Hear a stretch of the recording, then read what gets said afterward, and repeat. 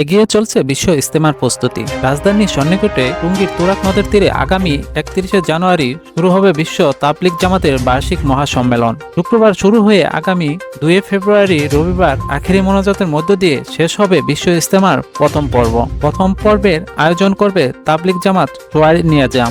এরপর 4 দিন বিরতি দিয়ে 7 থেকে 9 ফেব্রুয়ারি দ্বিতীয় পর্বের আয়োজন করার কথা রয়েছে 60 অনুসারীদের। বিশ্ব ইজতেমার সকল প্রস্তুতি এগিয়ে চলছে। এ উপলক্ষে পুরো ময়দানে তাবলিগ জামাতের অনুসারীদের সদস্য, মাদ্রাসা, ছাত্র, শিক্ষক ও সাধারণ মুসল্লিরা দূর থেকে এসে প্রতিদিন দলে দলে স্বেচ্ছায় চম দিয়ে যাচ্ছেন। কেউ কেউ মাটি কাটা, খুঁটি গাড়া, ময়লা আবর্জন পরিষ্কার করা, বাঁশ ও সুবিশাল চটের সামিয়ানা তৈরি যাবতীয় কাজ করছেন। তুরাগ নদের তীরবর্তী 160 একর জমির বিস্তৃত ইজতেমার ময়দানে প্রস্তুতের কাজ দ্রুত এগিয়ে চলছে। দেশ বিদেশ আগত মুসল্লিদের জন্য উত্তর পশ্চিমে তৈরি হয়েছে বয়ান মঞ্চ। বয়ান মঞ্চের পশ্চিম পাশে বিদেশি মেহমানদের থাকার ব্যবস্থা। মুসল্লিদের পারাবারের জন্য তুরাগ নদের উপর সেনাবাহিনীর কর্তৃক নির্মিত হচ্ছে ভাসমান ব্রিজ। এ বিষয়ে তাবলিগ জামাত বাংলাদেশ সোয়ারি নিজামের মিডিয়া সমন্বয়ক হাবিবুল্লাহ জানান, দ্রুত এগিয়ে চলছে বিশ্ব ইজতেমার সকল প্রস্তুতি। এবার দেরিতে হলেও মাঠ প্রস্তুতির কাজ যথাসময়ে সম্পন্ন হবে